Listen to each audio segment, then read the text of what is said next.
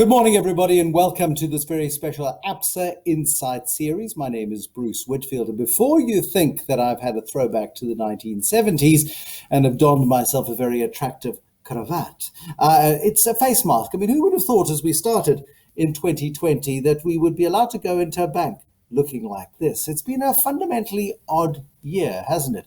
It's got to be tucked there just in case somebody comes into the room and I need to make it everything safe. It's kind of weird. But 2020 has turned out to be that year, hasn't it? That year that we just wish would be over and done with. Let's hope 2021 is better.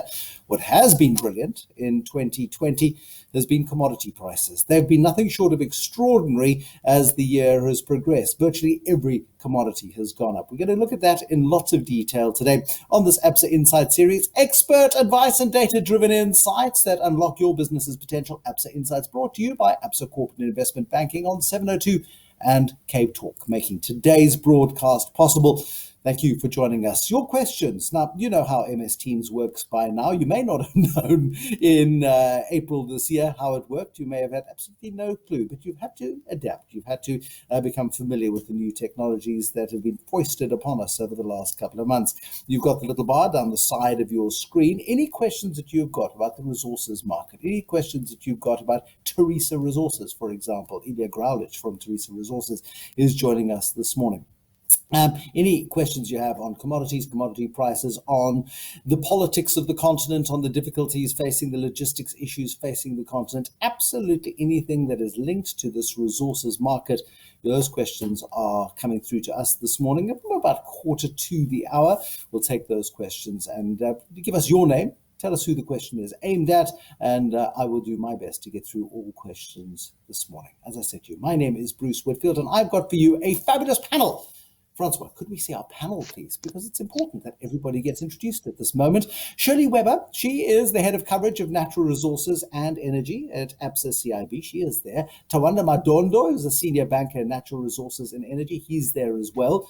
Ilya Graulich's thumb is there as well. There's Ilya Graulich. He is with Teresa Resources. He's head of investor relations and media relations and chief executive of African Source Markets. Bevan Jones is with us this morning.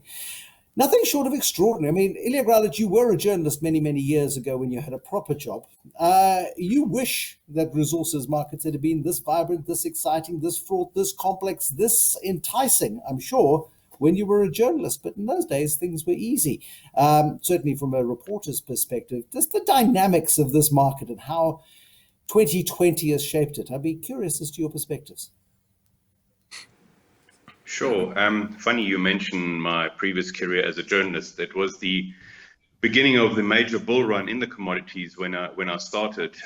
Gold had just come off from its highs. Gold was frustrating at $250, and nobody had heard of the word copper. Then suddenly China decided to go for a growth spurt, and for the next 20 years, people were searching for copper, and we saw copper prices go absolutely crazy. We saw Billiton, who at that stage listed in London, and shareholders were frustrated at their share price being less than £1, becoming the behemoth that they are these days, becoming the biggest iron ore supplier into China, still being a major copper supplier as part of then BHP Billiton, and now back to BHP and South 32.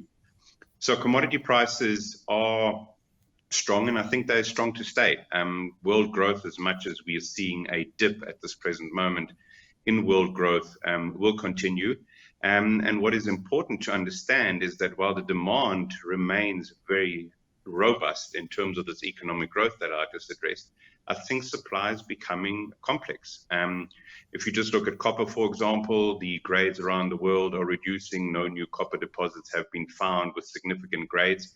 And if you do find significant grades in copper, for example, you're dealing with political issues that are very complex to understand. Plus an overlay of logistics, lack of infrastructure, means that the simple scenario of getting copper and then moving it to your end supplier is becoming more complex. The easy resources have been found, but if you believe in the demand side of matters, we need to find more supply, and that supply needs to be financed.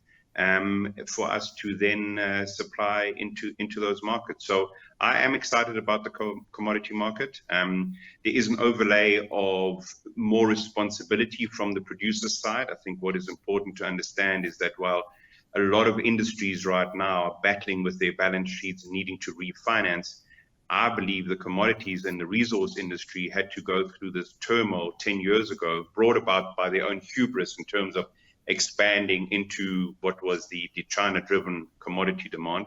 But the balance sheets of resource companies are looking relatively healthy. And as I said, producers are being very cautious about expanding, which thus means that the supply-demand fundamentals for, I believe, all commodities is in a very good shape.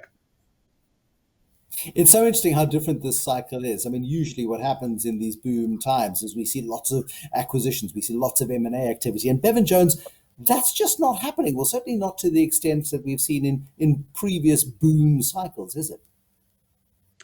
Yeah, I think especially in certain commodities. So whilst you've seen gold and platinum obviously doing very well on the back of increased investor demand, as well as base metals, as Ilya has just mentioned, things like coal and natural gas are really actually suffering.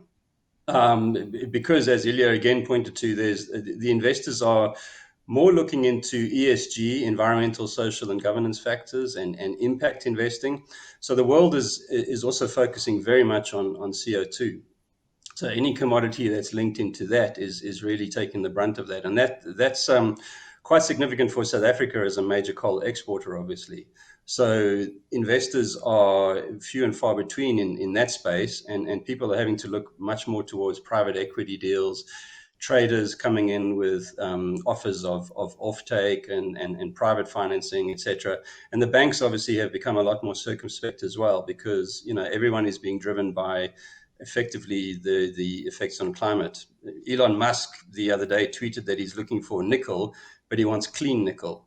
So he's going to struggle a little bit. I mean, most of the nickel, decent nickel out there is in Indonesia, but the Indonesian government has been quite clever, and they're not letting anyone export nickel ore. So he will have to build a Tesla factory in Indonesia to be able to, export the finished product, which is what they're after. That's something that South Africa should probably try and focus on more as well, is the beneficiation of our own ores.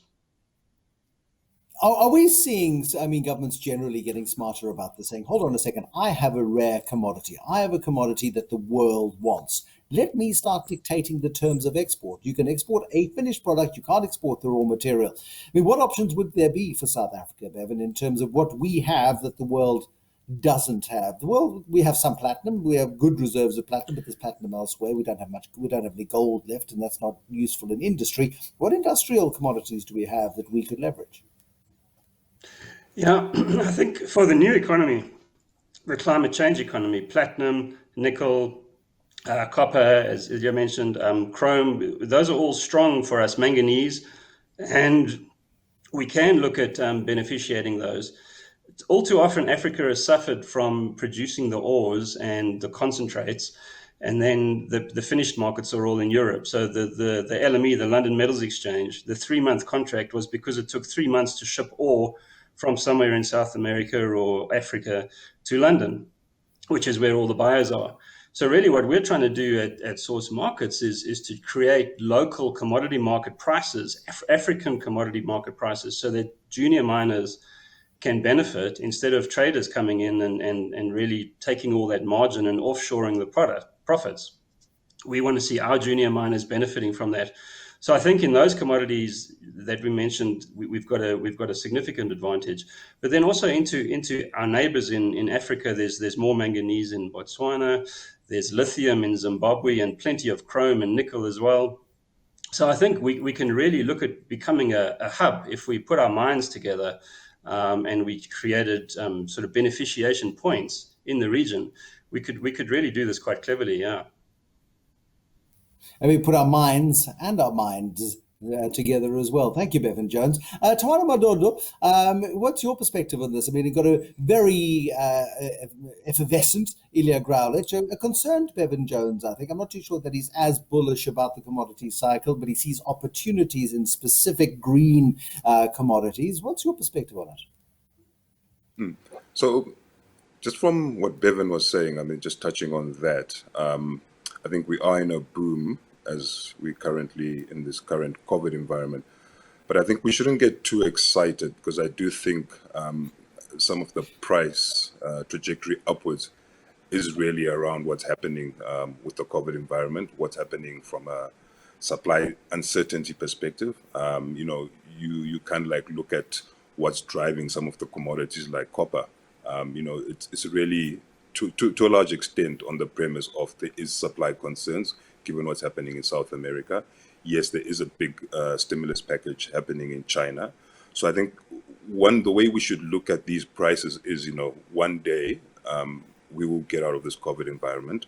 But the question is, where are we going to reset, or what's going to be our base? And from our perspective, from a bank, that's how we'll be evaluating opportunities where people prospectively are coming looking for funding, is post-COVID, what's the new base in order to assess the competitive nature of the various projects. Shirley Weber, from your perspective, I mean, as a bank, bankers by nature are conservative. They worry about the risks. Miners by their nature are people who like to go and dig holes in inaccessible places on the promise of a reward and into the future. How is this balance going to work out in an environment where Tawanda suggests that we've got artificially inflated prices as a result of short-term supply constraints that invariably are going to come off as we see infection rates drop, or as we see vaccines develop to fight COVID-19. What is your perspective on it? Thanks, Bruce. For me, we obviously have existing, mines out there. And as Bevan and Ilya has both mentioned, they're looking carefully at expansionary capex. Efficiency is more important now. Cash flow preservation is at the order of the day. So what we are foreseeing and already starting at this point in time are more and more projects being looked at, not necessarily for developing now, but making sure that in the 12 to 18 months, that the companies are ready to actually take advantage as soon as demand is picking up for those commodities as well. Like you've rightly mentioned at the beginning, we've seen copper keeping its own as well as iron ore. However, we've seen in the last week as well that iron ore is dropping in prices. And that's a bit of an odd phenomena because of what Tawanda has mentioned on the Chinese and the requirement from the Chinese government, for iron ore and steel, etc. I do think for our African continent, and we've seen it where we've got our Absa activities in many of the countries, that if there's no political stability and a regulatory environment that's very clear, that investors will not necessarily go into those countries and help economic growth. And surely growth for all our African countries are of the utmost importance. Talk to me about the regulatory environment in countries. I mean, South Africa, controversially, has had multiple attempts at regulatory regimes which have been disastrous under Mosebenzi Zwane, who was briefly South Africa's mineral resources minister. It became almost impossible to ever consider investing in South Africa again. We've had Gwede Mantashe as Minister of Mineral Resources for 2 years now, and still one gets the sense that there hasn't been sufficient progress in South Africa when it comes to certainty around policy. Just how much certainty do we have, first, Shirley Weber, in South Africa versus other countries on the continent, perhaps taking this opportunity a bit more seriously? What we've seen over the last few years as well, and I think I've mentioned this a few times, I think there's a positive sentiment on South Africa. The mining charter, as well as the petroleum charter, fuel charter, and everything, regulation-wise that's coming out, I think is becoming more clearer. I do think with some of the gas finds that we've seen on the Western Cape side, that it's all positive. So from a bank point of view, I think we are definitely more positive about the certainty of regulations.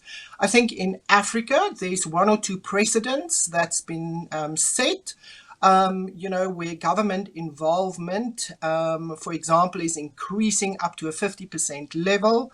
And I do think as well, economic growth for the countries is one thing, but you need the investors to go in, obviously make sure that everyone's got fair and equitable shares of profit, etc. And that's why sanity needs to prevail when it comes to fiscal regimes, royalty taxes, etc. And we've seen a few countries, for example, like Zambia. I think we're positive about that. We've seen countries like Tanzania, for example, where and we all know this, Barrick has struck a deal, with the government, for owning 50% of their mines, where there were issues in the past on tax disputes, etc. So I do think each and every country need to evaluate very carefully what they would like to achieve at the end of the day, because all the communities need to benefit as well. And it doesn't take anything away from sustainability, because sustainability, and sorry, it's quite a big word. Sustainability doesn't just mean carbon emissions. It means, things for us like Absa. It should be zero hunger. It should be education. It should be, carbon emissions. Sustainability is quite a big word. And we would like to think that, as part of our role into Africa, that we contribute to all of those as we look at certain projects and the way that we fund them, and making sure that we are responsible in lending out to those various projects. Integral, is it easier to do business in South Africa as a mining company than it was 5 years ago, 10 years ago, 15 years ago? Is South Africa boxing smarter than perhaps it has in the past? I think it was always possible to do business because we have essentially a constitution that enforces and entrenches laws, and the legal system that allow you to challenge what some people may have thought were not the correct applications of laws. So I think that's an important factor to consider. I think it was more the PR around how things were handled previously that meant there was lack of investment. And I think we're also still suffering from some of the legacy issues where South Africa was dominated by large mining houses, and we simply did not have the culture of junior mining companies coming in. And that culture is not just from an operational perspective, where you do have, as you described, quite aggressive mining companies, very keen to start digging a hole wherever they think it's possible. It also stems from the providers of capital, and the providers of capital both being equity and debt side, where we have traditionally not seen the large funds and the banks come in and support the junior mining sector. That has changed, and that certainly means that there are more entrepreneurial companies coming into the South African space and trying matters. We've seen success stories. Let me blow our own trumpet. It's quite important. We have seen success stories in chrome and platinum, as Teresa has shown. We are a product of the new mining code, so we had to be fully empowered before we received licenses. Yes, there was a major shareholder providing capital, but we did receive very good support from the capital markets, particularly on the debt side, to start building the mine, where we created 2,000 new jobs. You've seen success stories on the manganese side, and you've seen success stories on the coal side, where I guess the certainty of a supply contract from an Eskom for particular BEE companies has meant that new entrants were able to come into the market. So it's been a very positive swing, and I think we can build on this. There are opportunities all across the sector. You've seen opportunities coming up in the copper space in South Africa that is being supported by the capital markets, and hopefully we can build on that. So it has certainly changed. And I think importantly, the tone, both from the industry through the Minerals Council, the industry individually, and obviously from the government, they do want to see investment, and we're certainly moving in the right steps on that side. But it's still harder than it should be, right? Ilya? Look, it's never That easy. is not a good You thing, know, by I the think way. that's the important factor to consider. But it's not easy in any other places. Over the last week, if you followed what's going on in North America, a major project, great from an engineering point of view, great from various other scenarios, they're now hitting stumbling blocks on some of the social issues, and that share price has collapsed of that company. So it's not easy, and that, to be quite frank, is one of the reasons why I remain bullish on commodity prices. As much as we are looking at projects as an industry, and surely address those as an industry as we move on, those projects we know will take longer to come to the market than what any bullish scenario shows. So the underpin from a supply-demand fundamental, in my view, remains very, very balanced for strong commodity prices. It's a good argument. Tawanda, I mean, when you look at the duration between discoveries of commodities, let's, for example, just take the Brulpadda. I don't know when that discovery happened. It happened years ago. And just in the last couple of weeks, we've seen the deep sea Stavanger make its way around Cape Town, and it's going to go and find itself into the middle of the South Indian Ocean. And then that's when the real work begins. I mean, this is from conception to actualization. I mean, these things take years of planning, of fortitude, of hard work, of funding. And somehow we don't seem to grasp the nettle on these things. We don't seem to grasp the sense of urgency when it comes to getting new projects on stream, do we? No, you're right, Bruce. You know, from a timing perspective, these things really do take time. I mean, just by way of example, I mean, you know, for some of the platinum mines, just to actually start getting to profitability, just given, you know, how deep they generally are, I mean, that can take you a period of about 7 years. So, I mean, in that 7-year period, you pretty much need a whole lot of commitment, you know, from a capital perspective. You need support from, I think, a whole myriad of factors. So, you know, like you talk about what is government support, you know, from a regulatory perspective, you know, in that environment, and you really are looking at how do you incentivize people to slug it out for that 7-year period. And some of those breaks come, you know, from, you know, tax breaks, which you can maybe roll over and then claim once you start mining. I mean, it takes a huge and long time and a huge commitment. Shirley, I saw your head almost nodding off its shoulders just a moment ago as I was talking about the amount of time that it takes to get projects to market. I mean, do you get a sense that there is an acceptance amongst the regulators that this is not a 2020 cricket game or even a 50 over one-day test? This is a proper Ashes series over 100 years game, perhaps. Look, Bruce, you know, for any new development, exploration obviously is over and done with. For example, with Brulpadda, there will always be, you know, new fields around it, you know, that can form part, you know, of that discovery. But the reality is, we should realize that it's on the Western Cape side. You know, the weather, you know, the seas, the depth, everything plays a very big role in, you know, how companies can progress, you know, to make it quicker. If I look at, for example, in Ghana, you know, when we funded Jubilee, the Jubilee field, for example, you know, from discovery to first production was 5 years, and that was extremely quick. So when we dealt with clients like Cosmos, for example, that's obviously very big on the Jubilee side. You know, 5 years was such a dramatic achievement, you know, for the wider oil and gas community. So, it does take a while for those things to be fully developed.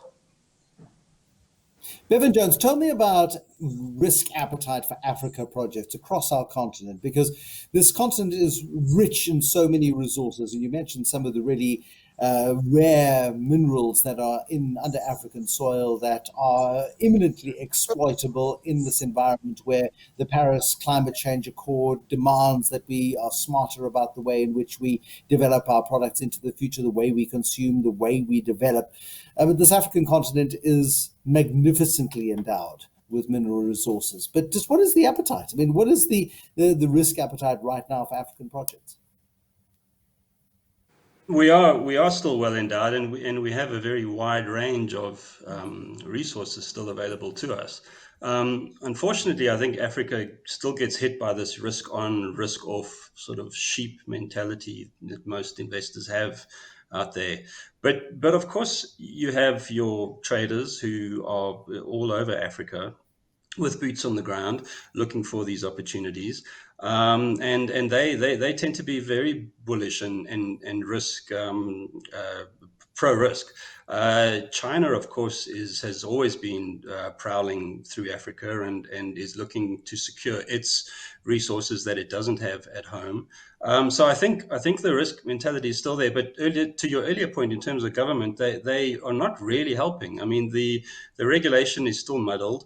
We don't have a great cadastral system in terms of mapping and in terms of licensing, whereas other African countries like Botswana and Tanzania, they've put it all online, and you can go and search for who's got what mining rights and permits, etc. So it's a lot easier in many other places. Botswana, Namibia are looking at signing a 5 gigawatt renewables project between themselves and then possibly exporting that power into South Africa. So in many ways, South Africa is getting left behind, even though that the risk appetite is there. So we really do need to try and make it easier for investors to come on board.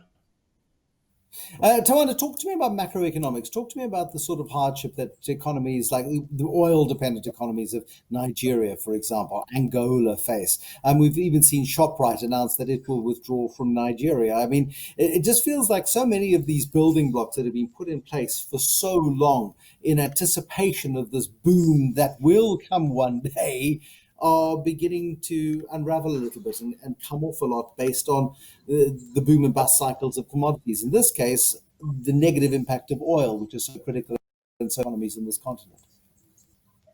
Yeah, I think the impact has been, quite severe. When you look at countries like Nigeria, Angola, which are really dependent on oil. I mean, just given the current drop in oil prices, I think most of them are facing real uphill challenges in terms of they need a certain oil price in order to balance out their budget, which I think currently neither Angola nor Nigeria, being the two largest oil producers in this country, aren't able to balance their budget. I think the consequential effect of that really is about them having to seek, alternative funding.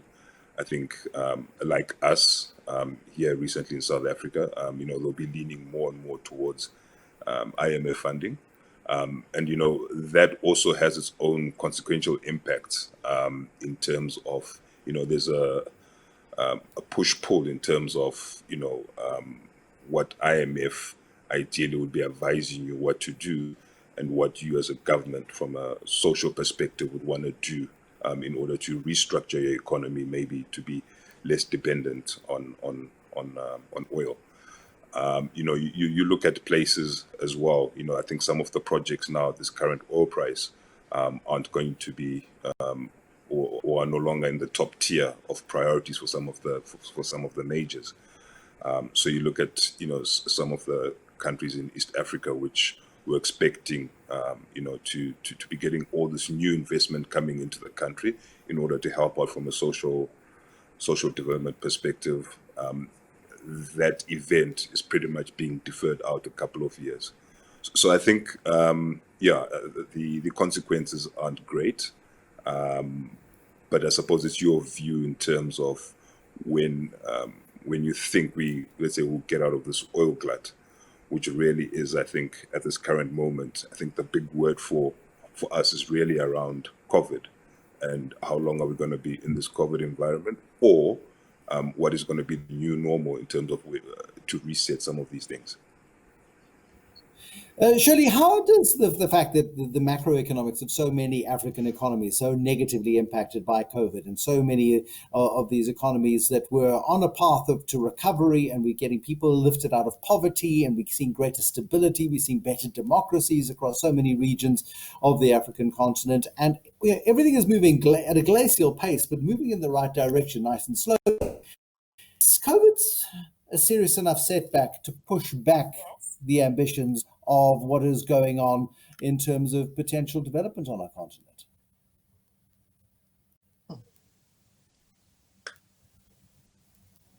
That was to you, Shirley. Sorry.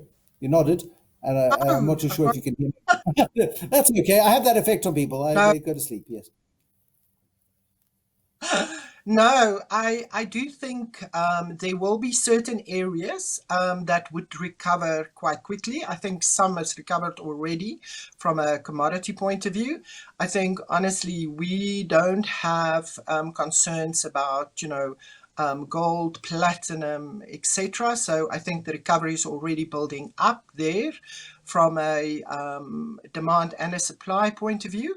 I think, what we've seen in the market from a diamond and a diamond value chain, recovery of those value chains will take a little bit longer. And we only foresee, as the US and China and India opens from a production point of view, as well as from a retail point of view, that there will be a full recovery in the diamond value chain. And that really is from about, mid 2021 onwards. So depending on the commodity, depending on who your end customer is, that will determine, the recovery period during COVID. Your questions on the question bar coming up in a couple of minutes' time. Get those through to us, please. You know how MS Teams works. You just type in your question, put your name in it if you would, and also the person to whom you would like a question addressed, if you would. What illustrates the great opportunities for the next, I don't know, let's pick 5-year term for this African continent of ours in terms of an investment cycle, in terms of an exploitation cycle, in terms of the resource cycle? Where are the opportunities, do you think? Look, most countries start with gold. I think it's well understood. There are the opportunities, and I think once people have success stories in gold, other commodities follow. Obviously, they are the prime elephants on the continent, copper in the Congo. What I think people are missing, though, in the Congo is that a lot of activity has taken place on the eastern side of the Congo, on the Zambian side, the traditional area of copper mining. You're seeing more opportunities taking place on the western side of the Congo into other Congo, i.e. Congo Republic, and moving on to the coast. So I think that's an amazing opportunity to consider, just purely from the copper perspective.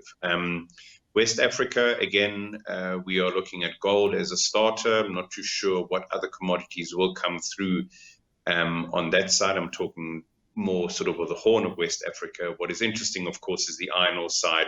You will have seen news even this morning that there is a very high level government delegation leading the negotiations around the big Simandu properties and various other opportunities that are intrinsically linked to the success of the iron ore mining. But more importantly, we need to get the infrastructure right in that side of the continent in order for the iron ore to be exported. So I see that as a very interesting scenario.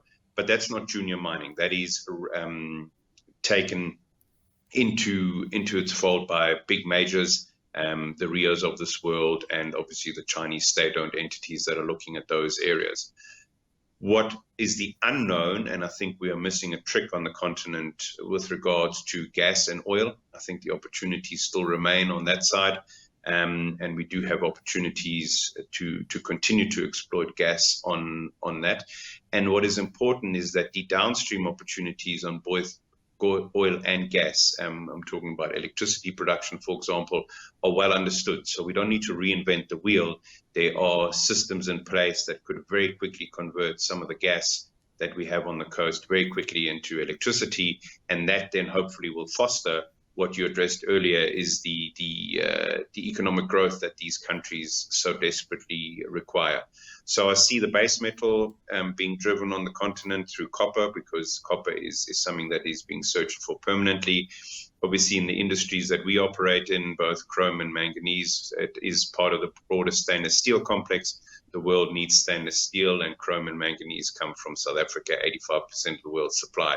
And I think that's an opportunity that we need to consider from that perspective. And then, as I said, I believe in iron ore on the coast of Africa, and in oil and gas. Yeah, I mean, and there is an inevitability, Bevan Jones, almost, of the huge pressures on manufacturers of everything from these devices to more useful devices, in that the rare commodities that you talk about, whether that be the lithiums, the chromes, the cobalts, the graphites, for example, manganese, all of these things that fall outside of the mainstream hubbub and excitement of the investable assets of platinum and palladium and gold and all of these lovely commodities that we hear about every day. Those are the opportunity sets, perhaps, for this continent. Yeah, indeed, and especially for the the new clean tech and the future tech economy that we're looking into. I think a big opportunity for South Africa and Africa is the hydrogen economy. So we may see sterilized coal resources underground, which then can be utilized through, say, something like underground coal gasification. Yes, that will produce brown hydrogen or dirty hydrogen, but the point is it's still possible.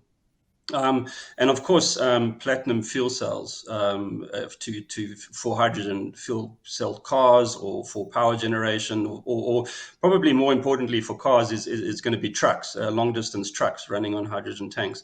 So I think we may even skip the the natural gas move, and I wouldn't be too bullish on natural gas, but the hydrogen economy is definitely one to look at, and there the coal miners should be getting together with the platinum miners, and they should really be exploring opportunities.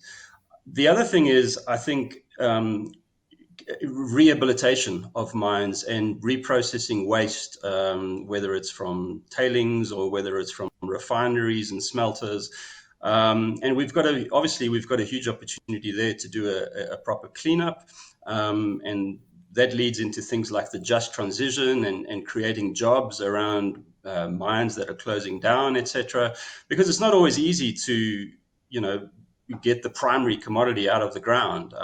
You talk anywhere going underground. We've talked about the long lead times, the easy open pits where you can just scrape the little bit of dirt away and get the product are no longer there really. So I think we've got to really start getting a lot smarter about how we clean up after ourselves, but then also target which are the strategic minerals that we should really be focusing on. And then for those strategic minerals, let's create aggregation points and let's create beneficiation points so that we can actually benefit from the prices instead of just being price takers for the basic ores. So I think there's definitely a huge opportunity, but we've really got to get a little bit smarter about things. The green economy is one aspect of this, Shirley Weber, but I mean, there's a huge amount of constraint that's also put on the resources industry by the Paris climate change agreements, by the fact that it becomes a lot more complicated, a lot more costly, a lot more difficult, a lot more time consuming to remove some of these minerals than perhaps, our forefathers cared for as they found themselves a kimberlite pipe in the middle of the desert. They just started digging and damned the consequences. There was no consequence. Today, this mining industry is a lot more complicated. Does it come with positives and negatives, or is this just an additional burden that falls on the mining industry? No, thanks, Bruce. I think it's actually, it's more to the positive side. It becomes a question of every company, mining, metal, oil and gas, even the trading side. Do we have the responsibility in ensuring that whatever we do, that we do leave a green footprint, back when we over and done with it. So, with the Paris Agreement, I mean, that's really because of the global response to the effect that climate change can actually have on our world. We all have to be responsible in the way that we look at getting the minerals and metals out from the ground. There cannot be exploitation anymore. It must be done responsibly. So what we've seen more and more in all the financials of all of the companies that we deal with, there's more transparency about what they are doing with carbon emissions. Do they have an action plan for carbon emissions? And clearly, if you look at most of the oil and gas companies that we deal with in Africa, there's a clear guideline from all of them to say that they need to work towards a more renewable a mix of energy as well. So there will always be oil. Will they focus more rather on gas going forward because that is a bit greener, than oil? Clearly, that would be the case. But we've seen, even going down the line, many of the oil and gas companies are looking at the renewables, the wind, the solar, etc. as well. For me, the LNG discoveries or the gas discoveries that led to LNG setups, for example, in Mozambique, etc., is actually quite positive because all of the LNG, etc., can be used for energy, which in a way is much cleaner than many of the traditional fossil fuels that we've seen and that we've obviously are used to in Africa, because that's where we are in Africa. So there will always be a mix of type of energy sources that we'll have to use. However, if you go and look at all the European Union, some of the laws that they've brought into action, put guidelines down to make sure that renewable sources are becoming a more and more of an electricity source, that's things that we'll have to look at. We can't just do one specific type of funding anymore. It will be a mix, especially because of where we sit in Africa. There's water, there's coal, there's wind, there's solar. We'll have to do it differently. Thank you, Shelley Webber. I think this one, Bevan Jones, may be for you. It's from Charlotte. Charlotte's been paying attention, unlike the rest of you, and she sent us a question. But please, could you? We're going to be wrapping up in the next couple of minutes, and if you don't get your questions in now, you're not going to get them answered. Charlotte's question about vanadium. I don't even know what vanadium is, but you will know, Bevan Jones. Is it an answer for sustainable, renewable energy? I think vanadium comes into its own in terms of, I think we're looking at redox batteries. So definitely on the battery storage side, people like Bushveld Minerals are doing very good work there. So I do think that is an opportunity for us. Vanadium, we obviously have some vanadium in the country, so that's great for us, but it's a little bit few and far between. I think if the tech really improves, vanadium could be a really good one to look at, on the battery side. Ilya Gralic, earlier on you were talking about logistics and the complexity and what the big advantage is for established players on our continent in terms of the huge complexity of moving supplies in and materials out. And you were just talking about COVID-19 and the complexity that has caused in terms of the logistics of getting products out to market. I mean, just talk to me about some of that complexity, if you would. Look, there's a number of role players, I think, for starters, that needs to be considered. So, mining is capital intensive at the best of times. So you need to start looking at some kind of cooperation or use existing infrastructure in order to move your products. Bevan addressed an interesting point where cooperation is important. So in Australia, the big iron ore guys started developing their own railway lines for their own use. When smaller players wanted to come in, the government had to step in to say, well, let other guys make use of it, because the simple snowball effect of having more industry from an economic point of view, I think, is evident to everyone. So I think that's an important aspect to consider. Africa, the African continent, simply lacks infrastructure. That's the important factor to consider. So even in South Africa, we've moved away from a Transnet that was very efficient. And I think the private sector is even willing to assist Transnet in some kind of public-private partnership to expand their network. Just the regulation and the bureaucracy has meant that these things haven't been that easy, has meant that other industries have sprung up. So the trucking industry has grown from a logistics point of view, and that's great in order to get your product to the coast if you don't have railway allocation. But that means the existing road network suffers because there's too many trucks on the road. So there's pros and cons in terms of looking at those scenarios. More to COVID, apart from the infrastructure that we are lacking on the continent, has meant that because of social distancing, not that many people coming to work, right down to sailors for ships not being able to get to their ships because they can't be moved around as efficiently through airlines, has meant that you are battling to find space on a ship. So you better have your own logistics division, or you better be logistically very smart to make sure that you can get your product onto a ship, load that ship very quickly, and that ship reaches your end customer as fast as possible, because that then starts affecting your cash flow. So logistics has been a challenge throughout this whole COVID scenario, with very specific areas where industries that supply logistics have not worked as efficiently because of the lack of manpower. But logistics on the African continent remains a massive challenge. You just got to look at it geographically. How do you move copper out of the central Congo?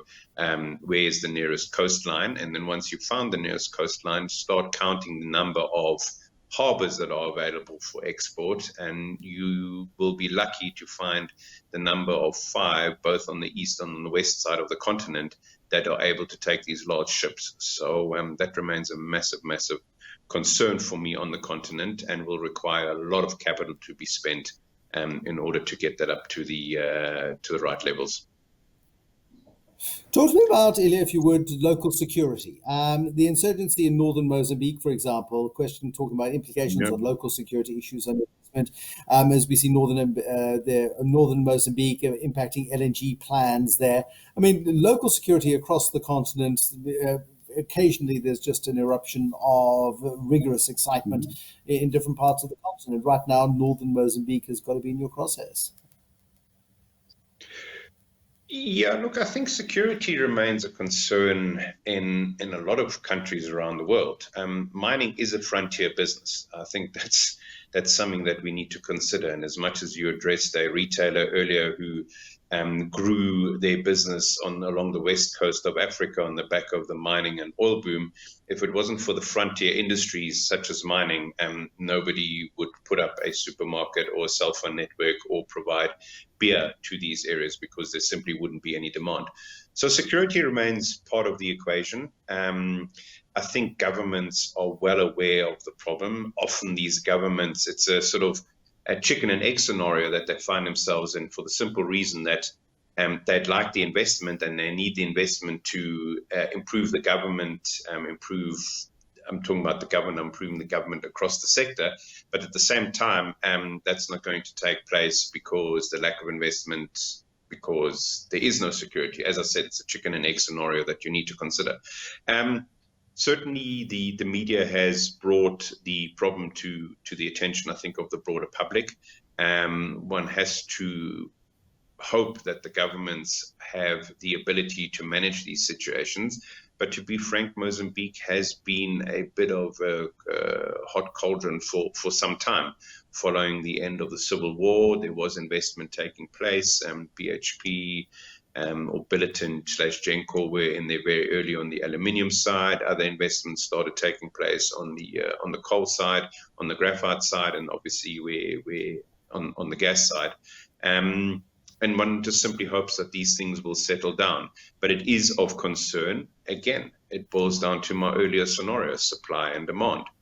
It is going to be very, very difficult to bring all that supply that the demand curve demands into the market because of non-engineering factors that we are dealing with.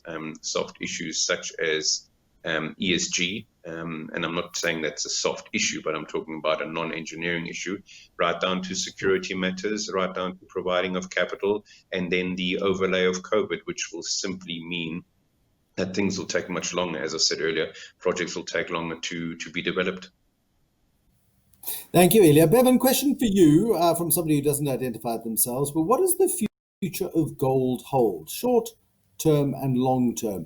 To Bevan, perhaps, is the question. I mean, to think that a kilogram of gold, which is no more than this cell phone, is over R1 million a kilogram. It's astonishing as gold rocketed to what, $2,050 an ounce, and has pulled back now closer to 1,900 once again. But we would expect huge volatility. But gold feels like it needs a crisis to hold on to, otherwise the world loses interest fairly quickly. What's your perspective? Well, I think it's interesting. Obviously, you've seen gold rally, and platinum has maybe been left a little bit behind.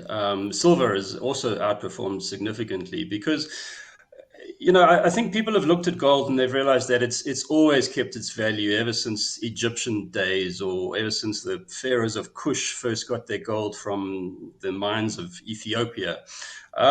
So I think it's definitely rallied on fear, but it's also rallied just on the sheer amount of quantitative easing that has come into the market. And a lot of that is coming to cryptocurrencies that are backing themselves with gold. There's thousands of tokens out there, and then Bitcoin has also rallied because all of that has now been sold at pump and dump and then sold into Bitcoin. So every single asset class has really rallied. Gold was clearly going to hit the $2,000 technical level, but since then has fallen back. Yeah, and I have no doubt that it will go back above 2,000 before the end of the year, most likely, and continue going up. It will always keep its value as a hedge against inflation. Whether we actually get inflation in this new economic world that we're living in is another question. But certainly things like gold and bricks and mortar. Yeah. There are those that argue that inflation is dead. And if inflation is dead, which I don't believe for a moment, I just think it's in a deep slumber. But if inflation is dead, then gold surely is doomed, or not? I'm not sure. I think it's also in a deep slumber, and I think it's going to come back like a thief in the night. Ilya, you think it's funny, or you're agreeing, or you're thinking what an idiot? I'm not too sure which. I can't read your expression. No, I certainly don't think that. Maybe no. No, I don't think. Look, there is right now. I think we're dealing with a very complex environment. But as young as I am, or as old as I am, I've also seen things revert back to the mean. And I think that's an important factor to consider while we do have these outliers. The simple supply demands, the fundamentals of balancing itself out will come back to an extent. How long that will take, I don't know. Do I have gold in the portfolio? Yes. I mean, I worked in gold mining for a very long time. I still enjoy it. I still enjoy the metal. There is an allure to it, and I understand why people hold on to it in terms of a store of value. So I think that's a consideration to look at. Economic growth, basic economic fundamentals means that we will need some kind of inflation, or economic needs to be reinvented, and economic growth needs to take place without inflation. So I'm not too sure inflation is dead. What we have seen, though, just as much as we spoke about various different financing taking place for the mining industry, traditionally used to go to the equity market or the debt market. You now have traders coming in, you have private equity coming in.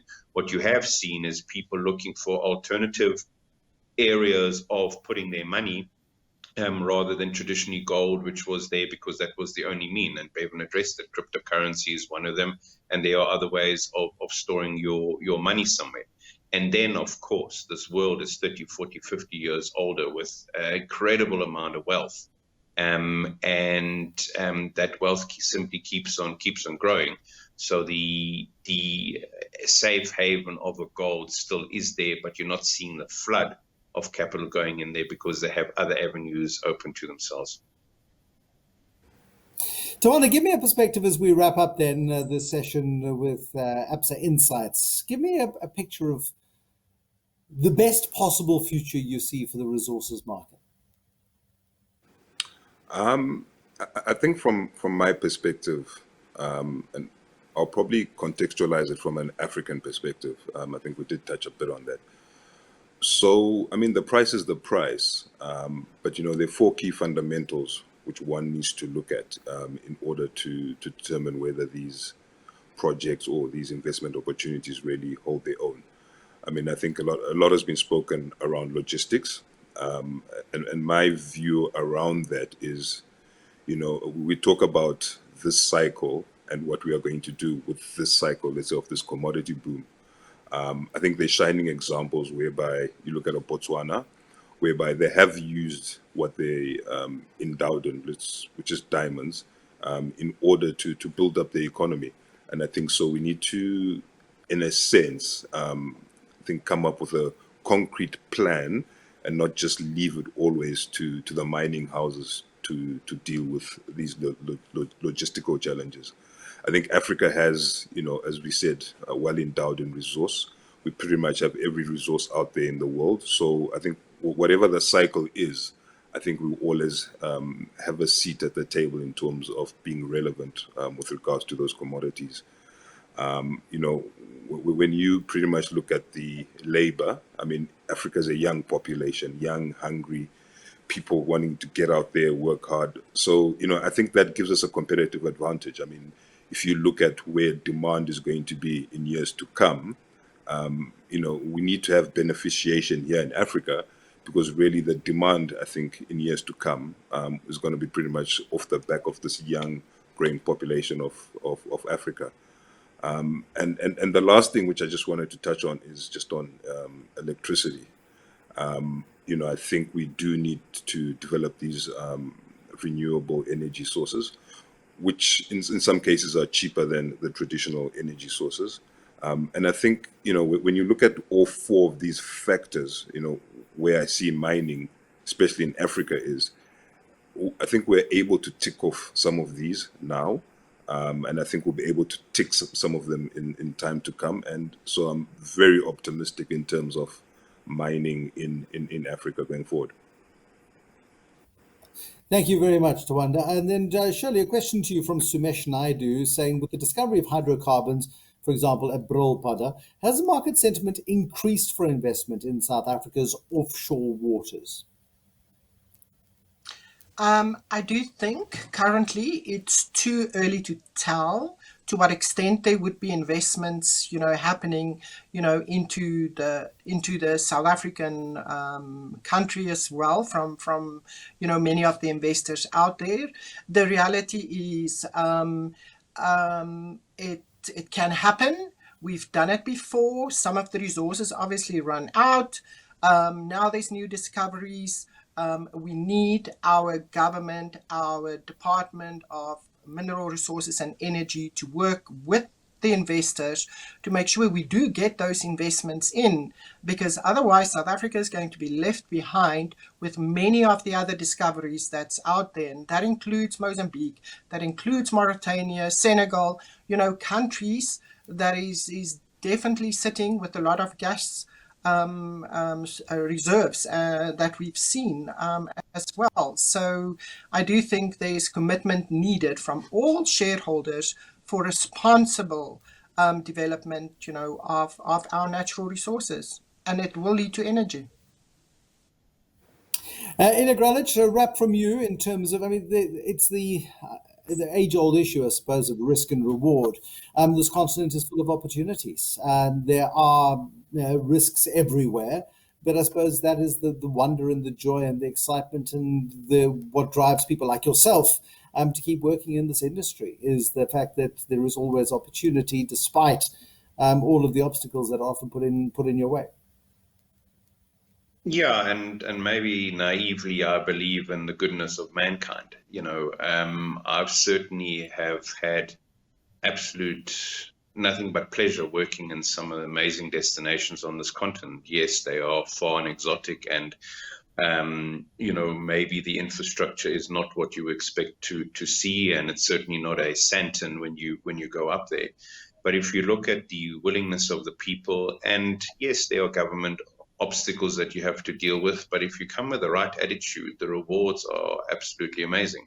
I've worked in the Congo. That's been an absolute pleasure in both Congos to operate in there. We've operated in Rwanda. We have and are operating in Zimbabwe, which is yes, it has its economic problems. Don't get me wrong, I understand that, but the impact that you can make as an investor, just in your local area, and then obviously on a much larger scale, is very rewarding.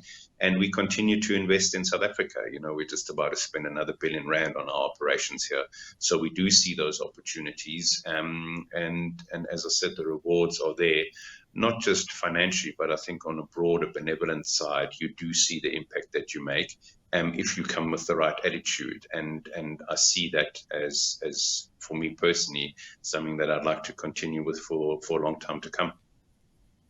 Bevan Jones, last word to you in terms of the opportunity set.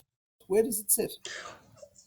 I think there's a whole new industry to be had in terms of restoration and rehabilitation in the mining industry. I mean, you've got things like phytomining, which is using plants which accumulate heavy minerals.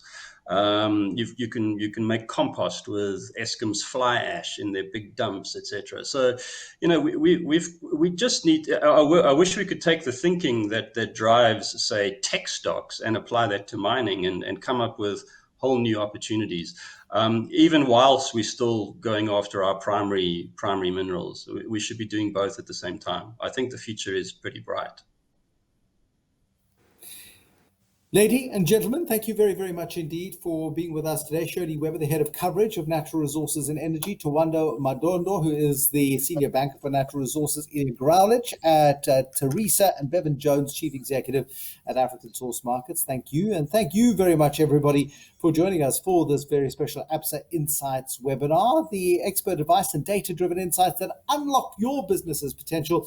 Absa Insights brought to you by Absa Corporate and Investment Banking on 702 and Cape Talk, and on this webinar. From me, Bruce Whitfield, thank you very much for joining us this morning. Thank you for your questions. Thank you for your participation. We look forward to bringing you an Absa Insight in the next couple of weeks. Once again, thank you very much. Bye-bye.